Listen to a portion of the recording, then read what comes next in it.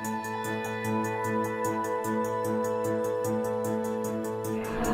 first of all, my name is Christine Edens. I'm with the company called Enviro Issues, and I'm helping facilitate tonight's conversation for Everett Transit. Thank you very much for joining us as well. Anyone with a name tag tonight with our Connecting Your Future logo on it for our long-range plan process can help answer questions. And then with that, let's move on. So I wanted to spend just a couple minutes on process. Here you can see, and you saw on a board just over here to my right, your left, our timeline for the long-range plan. And really, the objective of tonight is to make sure we provide you an overview of what the long-range plan is, and maybe isn't, why we're doing this, why the heck are we here? And then also how to provide your input throughout the planning process, which you'll see on the timeline. We're very early in the process, so this is a great time for you to have come and have joined us and to pass along to any of your neighbors or organizations you're a part of what the heck we're doing. So you can help us spread the word about how important input is to us, especially at this early stage as we start to formulate ideas and plans. I'll let Sabina, I won't take away her thunder, I'll let Sabina jump into this a little bit later and give more detail on our next steps. But I just wanted to point out we're in this early first vision outreach and values survey, May to June timeframe here. We'll also help explain the importance of priorities and trade-offs with transit planning to inform your input tonight. We have many ways to comment and provide your input, whether in a written form and also on our online survey. And then we'll also provide you with information on how your input is going to shape our next steps and what those next steps are. So before I get too far, you've only met me. I want to have a couple other folks wave and say hello. First, Tom Hingston.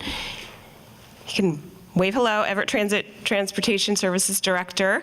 And then Sabina Popa, she's your Everett Transit Program Manager and Project Manager for the Long Range Plan. And then Aaron Guz, he's with Fair and Piers, and he is the lead for the consultant team doing a lot of the data and traffic analysis and transportation and transit analysis that's gonna provide a lot of information to inform, again, your input and also decisions Everett Transit will make as we move forward. With that, I'm going to hand it to Tom, who's going to take away on the next part of our presentation. Thank you, Christine, and thank you all for coming. I am so excited about this process because I've been in this business more than 30 years, and I have never been engaged in a process that uses so many ways to reach people. I will say in the olden days, this would be it. Whoever showed up at a meeting, and then that would be how many people we would hear from, and it would be not very many, and we'd have to make really big decisions on not a lot of input. But that's not the way this process is going to be, and I know that Aaron will share more about that. But I am very excited about this because we have so many ways for people to speak to us and for us to learn what's really going on. So why do we need a long-range plan? Well, the city of Everett is changing, and whether we like it or not, we have to change with it. So what do we see happening here? We have the whole region changing. If you try to drive up and down I-5 corridor, you're knowing that your trips are taking longer. But if you drive up and down Evergreen Way, sometimes your trips are taking longer. And so we need to anticipate that change and to think about what does Everett Transit need to be in the next 20 years to meet the growing demand. What are some of those changes that we're looking at? Well, we expect to grow by about 65% or 60% in population. Excuse me. We anticipate another 60,000 cars on a daily basis driving through our community. We expect 46,000 more jobs in the city of Everett and 25,000 new households. And with all of that, we expect longer trip times, maybe 5 to 10 minutes longer for just getting around town. So what is our plan? Well, the long-range plan, once adopted by City Council early next year, will establish a set of service standards that we can always go back so we have some tools to use to be consistent with how we make change. It'll create a roadmap for us, and it will give us a vision and places that we can check and see how we're doing as we move into the future. So a little bit about how Everett Transit serves you today. We are a local bus system, city-operated, city-owned. The only one in the Puget Sound region, the only bus system that is city-operated within Snohomish County. We provide local bus service and we provide paratransit service, primarily within the city limits. And we're here to help you. We're here to help your neighbors. We're here to help your family members get to work, get to events, get to places of entertainment, get to the doctor, and we want to do that safely and as efficiently as possible. And one of the things that sets Everett Transit apart from other transit agencies is our paratransit service. It goes above and beyond what the law requires. And I'll give you a couple examples of that. In Everett, once you turn age 65, you automatically qualify for paratransit service. It does not depend on a disability that prevents you from using fixed route service. We serve the entire city limits whenever there is a bus available with our paratransit service. And so those are a couple of things that set us apart. So in 2016, we provided about 2 million passenger trips on 11 bus routes. And we provide affordable transportation for those who are lower income or our most vulnerable population. 4 million vehicle miles and 1 million car trips are replaced by Everett Transit service each year. About 19 people per service hour on our buses, and that represents about 6,500 boardings, people boarding the bus each day in 2016. But we're part of a much bigger system. Everett Transit is part of a larger community of transportation services, and here at Everett Station is the hub of most of those. So we connect here at Everett Station with Sound Transit Express and the Sounder train. You probably heard it coming in as you were looking at things. With Community Transit, with service north and east of us, and south as well. Skagit Transit comes to us. Island Transit, and then of course we connect with Amtrak and Greyhound. And it's important that we stay coordinated with all of these folks, and part of our process will be seeing how their plans are going, how our plans will integrate with their plans, and to make sure that we do the very best that we can for our community and our customers as a collective of services. And now I would like to introduce Aaron. Come on forward and take it on from there. Thanks, Aaron. Thanks, Tom. So again, I'm Aaron Goose, project manager for the consultant team, and really we're providing some of the technical analysis that will help shape the development of this plan. And there's a lot that goes into long-range transit planning, looking at the overall region and how the local agency fits in, land use changes, as Tom described, but also looking at kind of the core fundamentals of transit service and where those priorities are. And so I'll talk through each of those elements and how those are getting folded into the long-range plan. So with the considerations in planning and looking at the regional focus, a big piece will be evaluating Everett Transit's role within the region. There's a lot of other agencies that operate service and operate facilities in the area, and we'll be evaluating their plans and their projects. So looking at the State Department of Transportation, the Puget Sound Regional Council, the plans and programs that they have in place.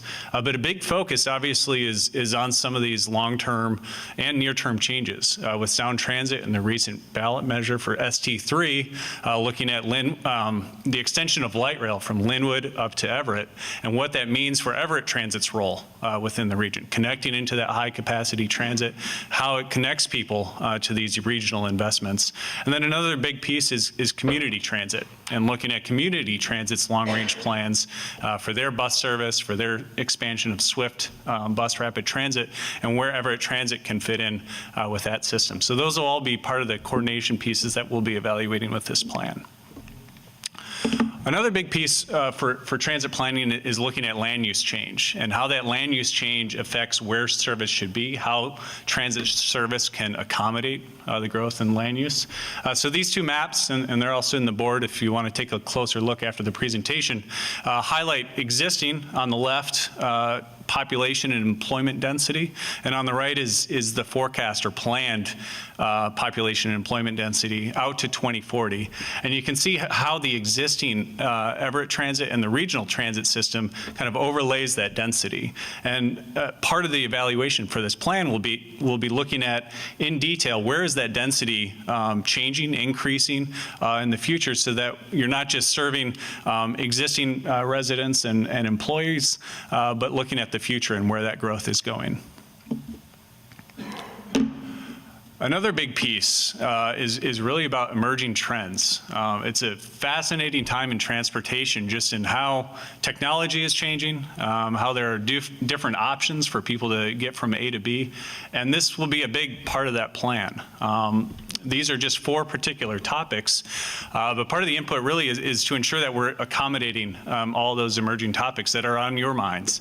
But just to explain some of these topics we have up here, alternative mobility options. That can run the spectrum of, you may be familiar with Uber and Lyft, which are transportation network companies, but this also looks at bike share and car share and some of these new options that are emerging primarily because of the advent of smartphone technology. Autonomous technology. Another name for that is driverless cars, driverless buses. So part of this plan will be looking at where is the technology today, trying to predict where that technology may be in 20, 25 years, and what that means for transit. And transit service, and how transit service may be able to adapt with that technology, but also what are some potential impacts with the increase of that technology. And then battery technology is really focused around the propulsion for the vehicles, currently primarily diesel operated, and kind of looking at the transition into cleaner forms of energy for the vehicles. And then access to transit is an emerging trend that a lot of transit agencies are looking at, not just the operations of buses and transit vehicles, but thinking about how people actually get to the stations and the stops themselves.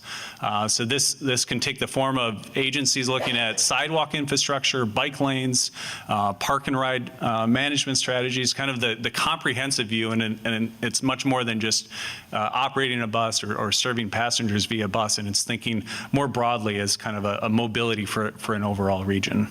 So these are just four of the kind of emerging topics, and part of the feedback again is making sure that we're adapting and accommodating all these emerging trends. And then a big piece really is about kind of fundamentals of transit planning and understanding some of the trade-offs and the priorities in how transit service is provided.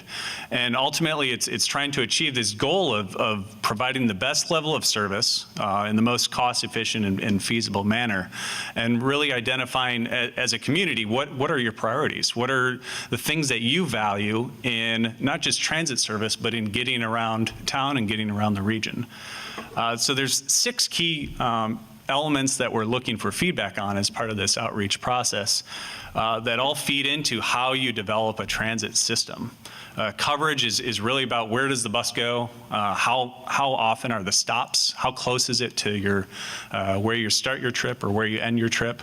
High frequency is really about how often a bus comes, and whether that's how often it comes during the peak commute periods or even during the midday or during weekend service. Span of service is all about how early, how late the buses run. This can be both on weekends and during the weekday. And then service type is kind of a comprehensive picture to see, is service more oriented toward local connections? So more frequent stops, kind of a consistent level of service throughout the day versus more of a commute-oriented, peak-oriented service, which is really about getting people to jobs and back home, and less about kind of overall coverage. Comfort and safety really is just that. It's how your rider experience both on the vehicle, but also getting to the stop and while you're waiting for the stop, and the amount of information that you have while you're waiting for a stop, for example. And then low cost is pretty straightforward. It's, how much does it cost to get from A to B, and what does that cost mean for the amount of resources that Everett Transit and transit agencies have to provide that service.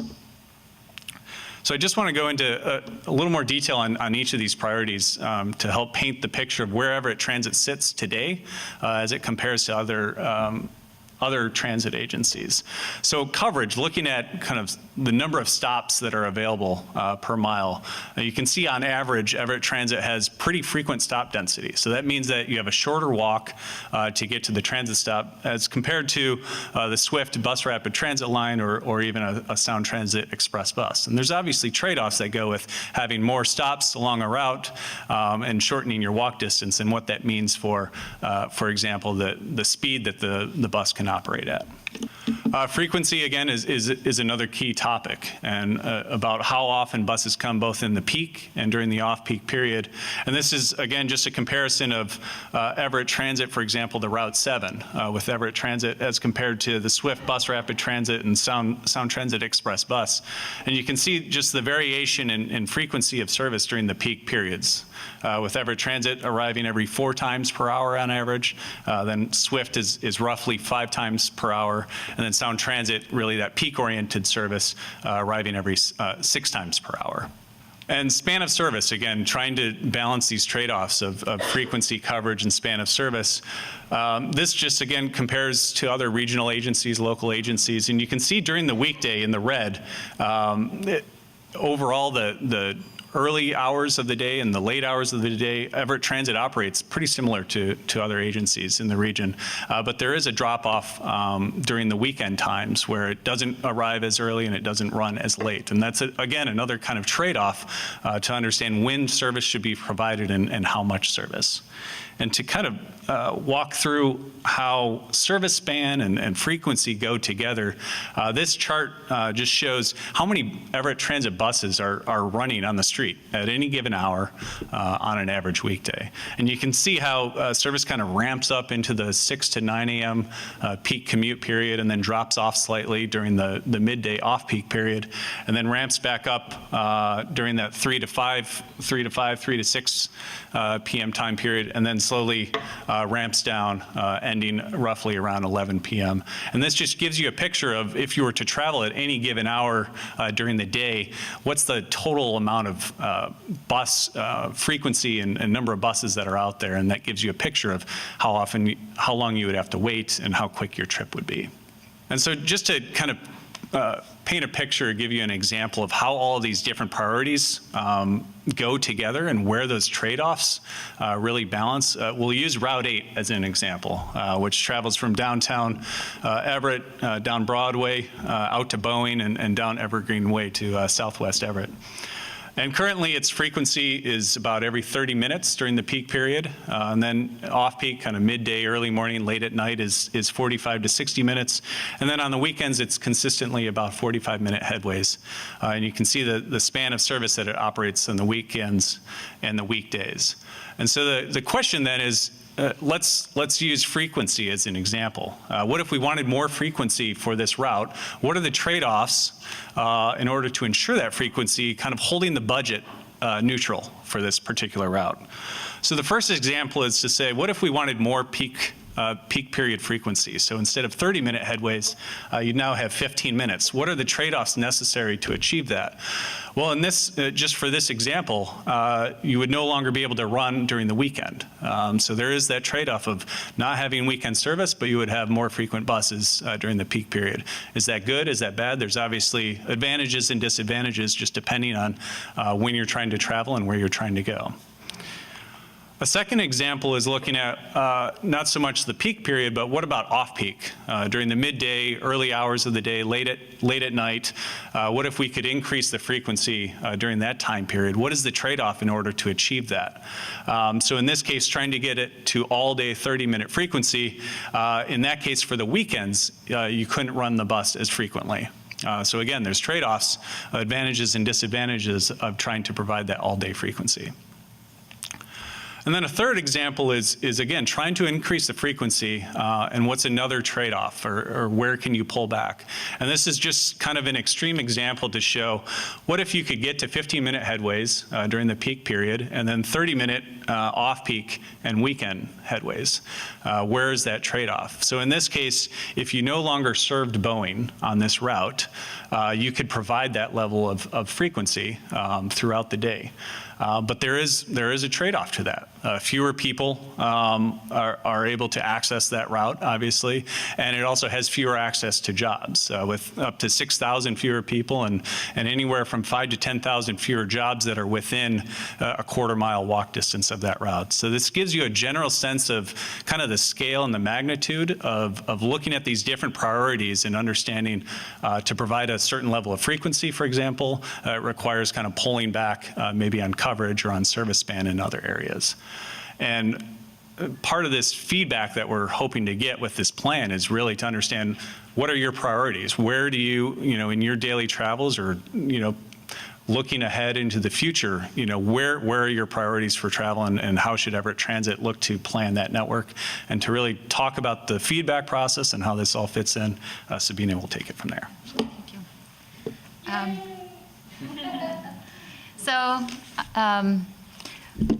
What we'd like to ask of you and of our community during this outreach process is to really speak up about what you value about transit. Is it frequency?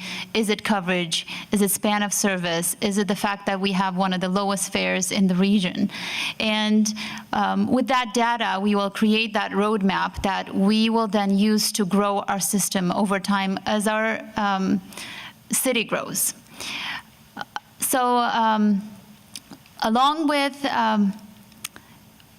in this process, everything will go back to our consultant team, and we'd like as much feedback as we can get.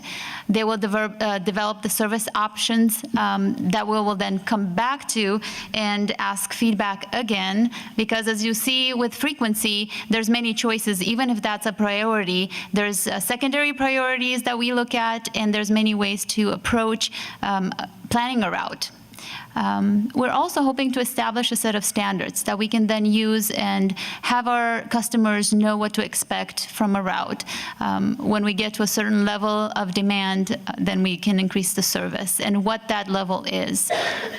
So in the fall of 2017 is our next phase in the process. And you can see we're right here, May, June. And our online survey is open through June 22nd. So this is our first round of outreach and our first public meeting. After June, we will take all of the input from the transit value surveys, and our consultants will analyze that data along with all of our information and all of our other agencies' plans. And they will put together network options that in September, October, we'll be back and present to you. And that will be that the next round of outreach that we'll do. From that feedback, we will develop a draft plan that we'll then present back, and hope that we will have a final plan in spring of 2018.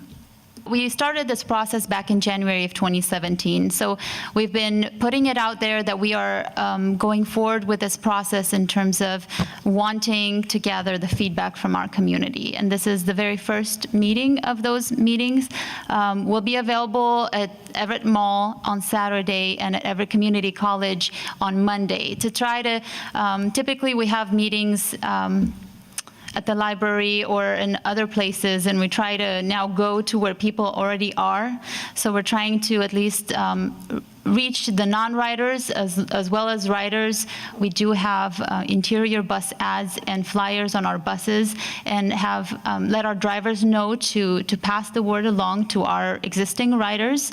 And we've been doing mailings, so we've done over 20,000 postcards mailed to residents of Everett in an effort to try to reach folks where they are. We're also doing a lot of Facebook and online advertising, Herald and La Raza, to try to reach folks that don't speak English. I've sent information to Familias Unidas, and we're working through our Office of Neighborhoods to connect to our folks. And the online open house is open 24/7. So we're hoping that people will just go online, at least take our Everett Transit value survey so that they tell us what's important to them. So the low cost is a very important topic here, and we've heard that from various communities. I've reached out to Everett Gospel Mission and other social service agencies to let us know what's important to them. And as opportunities come up, I want to say I'll be at the Transportation Advisory Committee and at the Planning Commission for presentations, but go back. Really, if you do know of an organization that would like us to come and talk to them, I am available. My contact information is on all of the flyers and on all of the postcards, and I'd be happy to come and talk to them. I went to Council of Neighborhoods. We try to put out the information at events that we are involved with, so outreach events that we normally have during this time. So any other suggestions would be welcome. You helped us get to our last two slides, so I appreciate that. We're going to are you ready to transition into Q&A? Okay, Yeah. fantastic. We're going to spend about 15 minutes or so until 7:15 taking Q&A, and we don't have a ton of people in our audience, so I'm sure we can take quite a few here and get through them. If you have clarifying questions about the presentation, either from Tom or Aaron or Sabina, please ask, and I'll work from the front of the room and circle back, and then if I have time to go make another loop, we'll do that. And if anyone in the front here, do you have a question? Great. This question is for Aaron. First, I wanted the 60,000 cars increase and the population increase. I wanted to get more information on how that is calculated, and specifically, does it account for the new habits of millennials and Generation Z that's moving in? And specifically, I feel like the younger crowd might not drive cars in the future, and I think it's unrealistic to ask somebody who's under 10 years old today to go to a bus stop that takes 15, 20 minutes. I think that seems a lot longer to that generation. So is any of that taken into consideration? No, that's a great question, and that's why it's kind of an interesting time in transportation, because there are a lot of kind of underlying shifts in how people are traveling, the housing choices, where they're choosing to live, and so the underlying kind of the math, going back to your first part of the question about the 60,000 cars. So right now, a lot of traditional travel demand models, which look at population, employment, and forecasts, where people will live, and then therefore how much transportation and traffic demand there would be. Those are still slow to kind of respond to a lot of these, because there isn't enough data yet to really nail down specific numbers of exactly how that's changing. So what we're doing now in interpreting those models is to say, okay, here's the kind of rough number that's come out first, and let's provide some context about what is the true range of that particular number. So to use the 60,000 additional cars, how we would then, as we move forward in this planning process, we would say, well, given what we're seeing today with how people are maybe owning cars less, how autonomous technology may result in less car ownership, that range then of additional cars may be 30,000 to 40,000, or putting more of a range and providing kind of scenarios around this versus kind of having a hard number, because we are seeing less of a direct relation to historical trends because of a lot of these changing demographics. You have a question here? Yeah, last night, is the microphone catching my voice? Okay, great. Last night, the Everett City Council passed a new ride-sharing law. I'm wondering how that's going to affect the strategic plan, and one reason why I ask, because I use Lyft sort of as a first mile, last mile. Like I'm at the Future of Flight, and I just can't make the bus go down the hill from the Future of Flight and make those connections work. I got to have some kind of quick connection. So, knowing how Lyft is going to fit into this would really be helpful. That's another great question. You guys are touching on all the good emerging trends that a lot of transit agencies are grappling with right now. Right now, how that's accommodated is quantitatively is we evaluate what are the costs to provide this level of service. So for example, for your Lyft ride, what are the costs for that service and what type of service is being provided? So how long was your wait time? How long did it take? And comparing that to traditionally providing that same level of service via fixed route bus transit.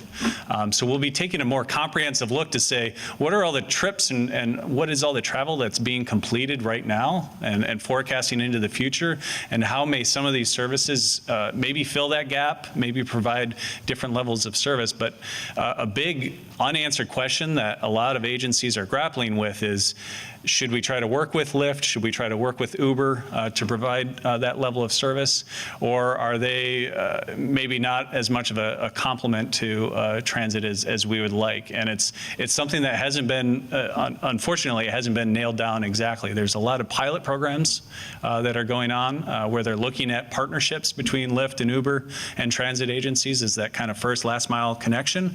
But the jury is still out as far as the true success of those programs. So what this plan will do is at least acknowledge that those pilot programs are out there and that these services are out there, and trying to understand where that fits in with fixed route transit. So it's not being blind to it, but it's not saying we're going to go 100% into that realm. It's merely acknowledging that it's there and trying to understand, again, the range of possibilities given what we know now, and trying to forecast how those possibilities may change. And for example, thinking through autonomous technology, if Lyft and Uber are now driverless, what does that mean for transit?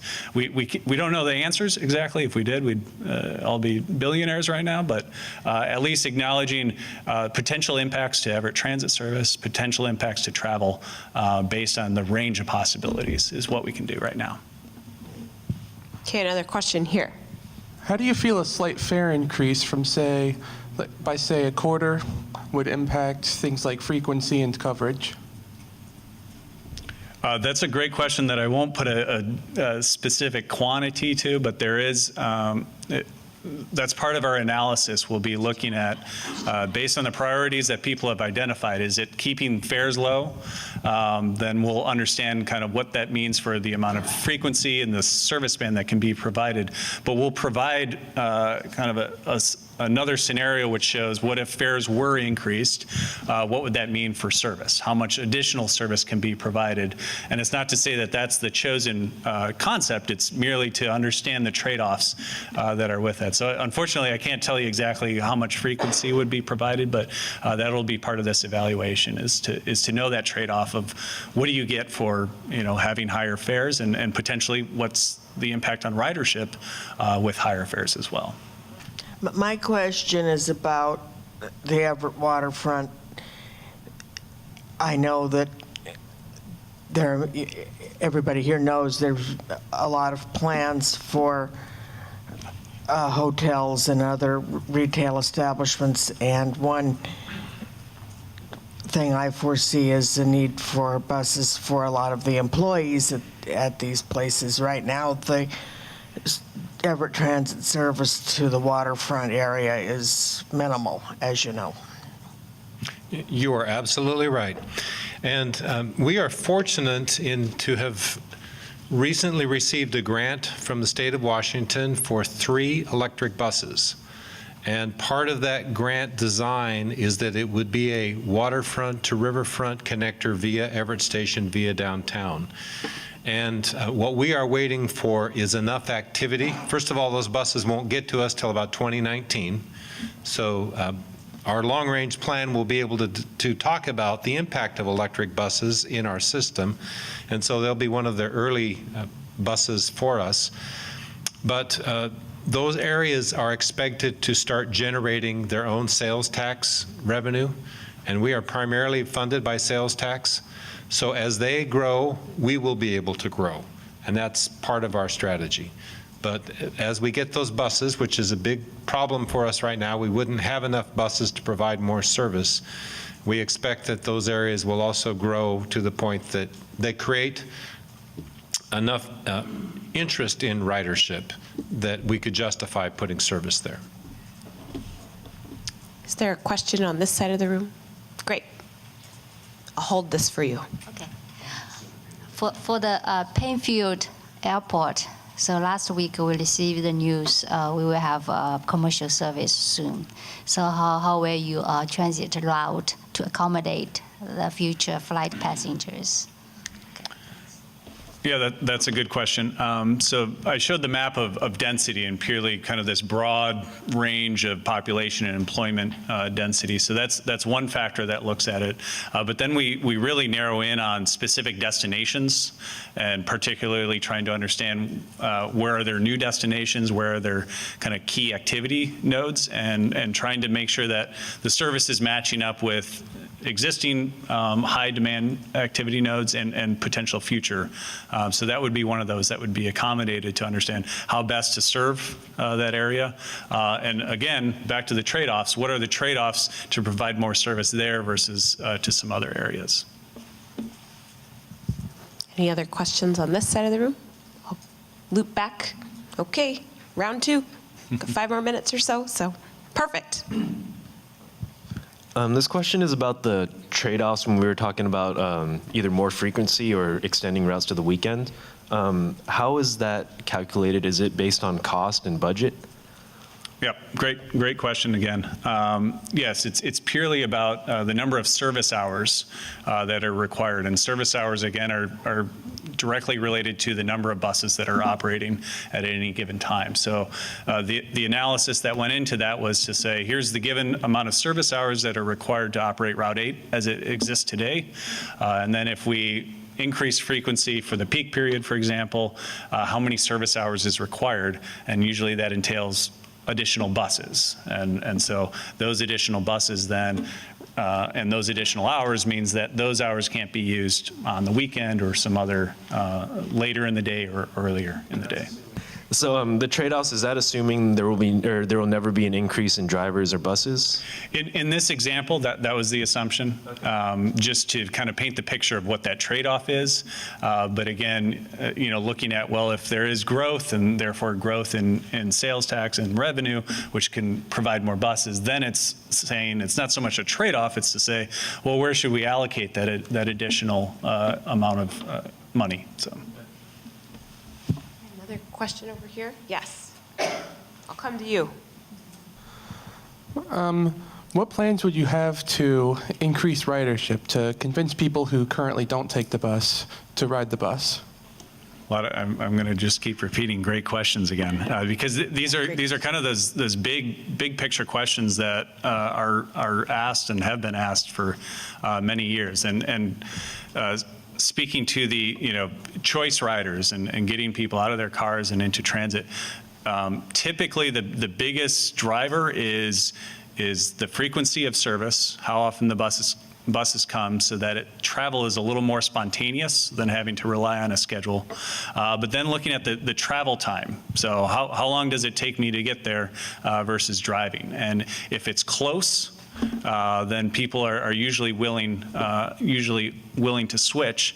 But if it gets to a certain extent where it's double, triple, 3, 4 times the travel time, people are less willing to switch.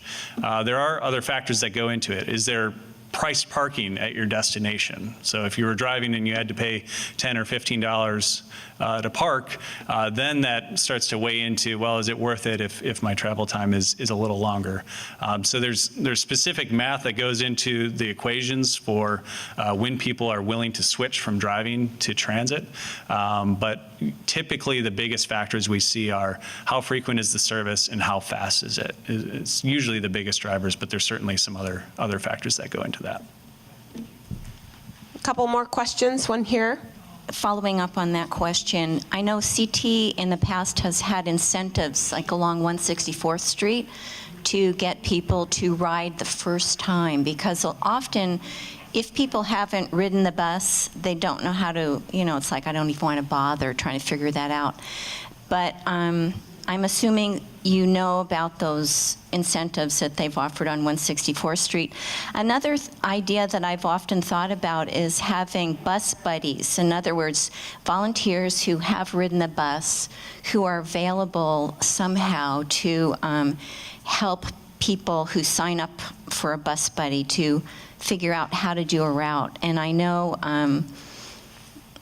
that there has been some of that with CT, and not bus buddies exactly, but somebody sitting at a desk helping them person to person figure out how to do a bus route.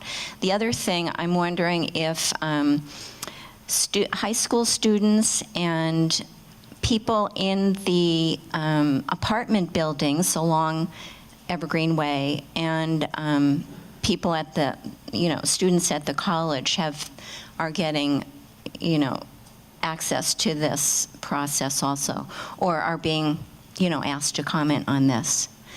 And one more thing, you might have mentioned this before, but those transit emphasis nodes that are along Evergreen Way, you probably mentioned that, right? Yeah, okay. Yeah. Okay, so incentives and our buddy system and our ways to get new riders comfortable with riding the bus. So part of that is the way our routes laid out, as Aaron mentioned. But what not too many people may know about transit agencies in our region, and us in particular, is that we do administer a program called Commute Trip Reduction, which is a state law requiring employers that are larger to appoint someone in their company to provide those transportation options to their employees. We have someone on our staff that administers that program for the City of Everett jurisdiction, and we have about 25 large employers that we work with. So we distribute this information through them to their employees who may or may not live in Everett and may have different commute needs than City of Everett residents to their particular work site. And when that system is not available, the other rideshare options like carpooling and vanpooling, walking, bicycling, all of those healthier options, and those that are taking those drive-alone commutes off the road. We have a program called Everett in Motion, which is similar to Curb the Congestion. We have some flyers over there if you're interested in it, but it is a way to incentivize not only those employees that commute to work, but really any trips taken within the community to grocery stores or leisure, entertainment, to try to get as many drive-alone commutes off the road. And we try to advertise that with a big billboard ad that we have over here at Overpass, and community fairs and outreach events. And as far as travel training, we do have services available in-house for people that request them to have travel training. We do, there's other agencies also like SnowTrack that offers that option, and actually we can go along with a person to show them, and I've personally done that too. So it is high schoolers. We do have a Orca business account set up with the high schools in the area. So students, it depends, I guess, on where they live, but they do have a number of students that are provided Orca cards for their commute to school.